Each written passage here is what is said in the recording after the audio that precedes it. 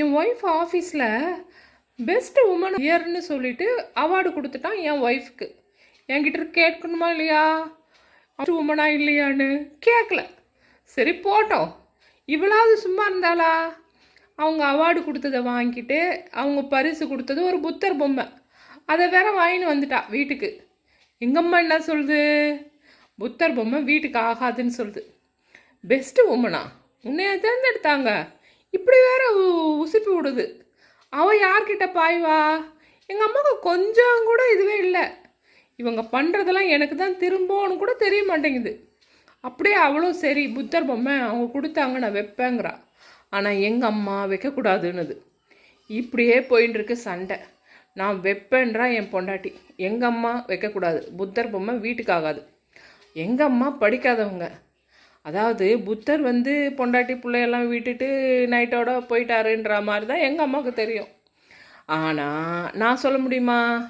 போதி மரத்தில் போய் உட்காந்தாருமா இப்படிலாம் நடந்ததுன்னு நான் சொல்ல முடியுமா? அது சொன்னாலும் எங்கள் அம்மா ஏற்றுக்காது. அதனால் நான் என்ன பண்ண முடியும்?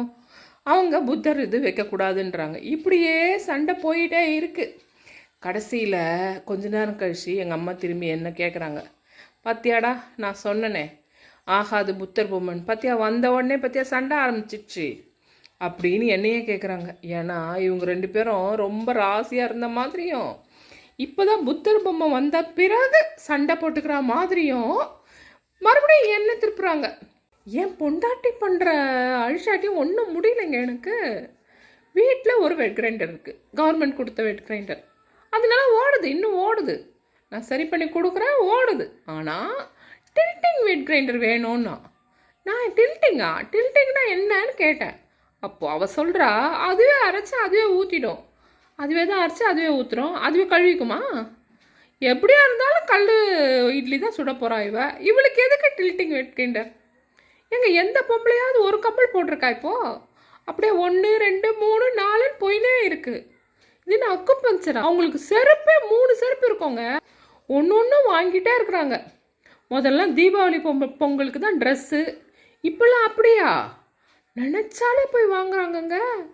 பத்தாத்துக்கு ஆன்லைன் ஷாப்பிங்கு. ஆன்லைனில் வாங்கிட்டு கவர் எங்கள் அப்பா அனுப்பிச்சார், எங்கள் அம்மா அனுப்பிச்சாங்க, எங்கள் அண்ணன் அனுப்பிச்சான். இப்படிலாம் வேற கதை. யார் போய் கேட்குறது இதெல்லாம்? நான் ஒரு செருப்போட போகிறேங்க, ஒரு செருப்போட போகிறேன். என் ஆஃபீஸ் போனாலும் அதே செருப்பு தான், ராஷ்டிரபதி பவன் போனாலும் அதே செருப்பு தான். எனக்கு தெரியுது என் நிலமை.